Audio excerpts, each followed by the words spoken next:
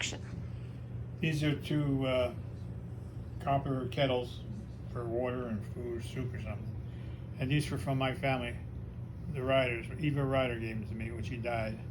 But they actually were from her husband, John Ryder, his family when they were known as the Van Squakes. So the Van Squakes were a pretty important family, I guess, in Shrewsbury. They called it Little Silver then, before the turn of the century. And before that, they were the Covenhavens, which were from New York. And before that, they were other stuff all the way back to 16-something. So these were used by the family to make hot water, tea, make whatever.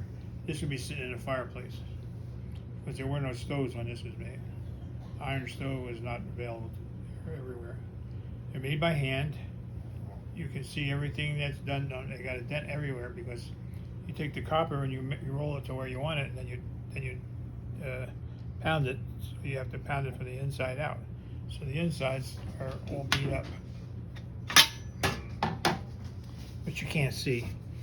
But the insides are all beat up because that's how it was. And the copper in there is black because it's corroded.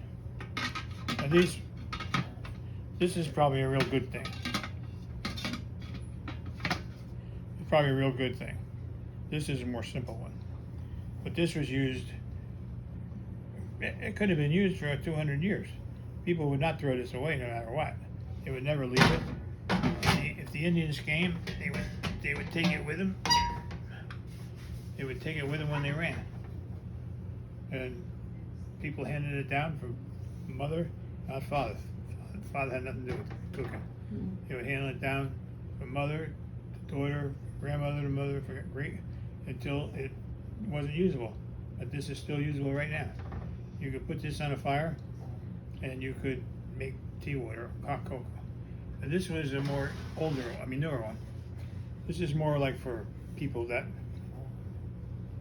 had a job and stuff, and they had a iron stove in their house to heat this up. This would be that one.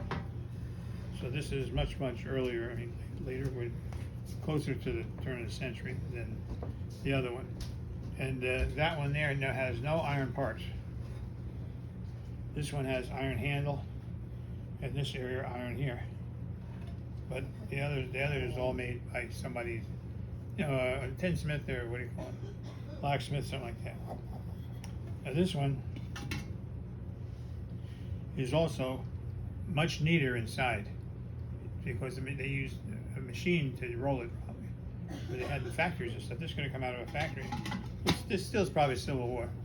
You see at the bottom, it's completely circular and then adhered to the main part, as opposed to the other one, it's like welded. They make a sheet, 8 inches high, and then they bend it around.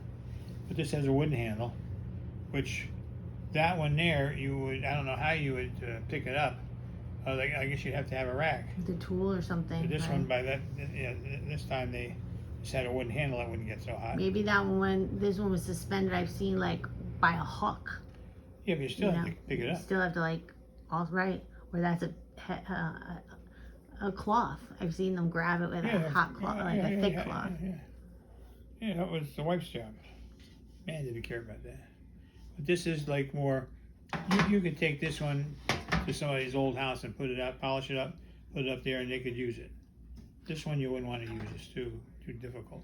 This is going to be red hot. Right now, the one that you're touching, when you polish that is as shiny as a penny. When you polish the left one, it's a dull orange rust color. The copper quality is probably less. Yeah. Copper isn't just copper always. Sometimes it's other stuff. Blended. Yeah. Yeah, you definitely see. But this is a real when copper was copper. I'm very proud of this one. I hope you always take care of it and pass it along. I will. The kids know when I take out the polish, they're like, "Oh, Mom's polishing. It's a big deal." Yeah, but it's nice to have old stuff. I've had a lot of old stuff over the years, and I forgot all about this. If you didn't tell me about this last week, I would have forgot all about it because I'm getting old too. Well, that's why you're here, to tell us all the details. All right. But this sat in my house on the vent. We had a coal furnace when I was young, and it would come up through the heat would come up through that, and this would sit right there on that vent just like it was on the stove. And this one was never. I never saw this was in the attic. This would never be put in the attic. That vent I used to stand over when I'd sleep over and let it all get heat underneath my pajamas. I don't know who has the bed warmer. I think maybe Amy. Mm-hmm. There's a piece of long wood carved beautiful handle with a brass. I've seen that. With a lid. It's gorgeous. With holes in it. And that would be where you'd put the coals from the fire in there and slip it under the bed just before you got in bed. This would be in that age. This would, you'd have this too. That's old. Yeah. Very old. Yeah, so that's, Anyway, that's about it. I think that's the last of my old stuff. To be continued. Yeah.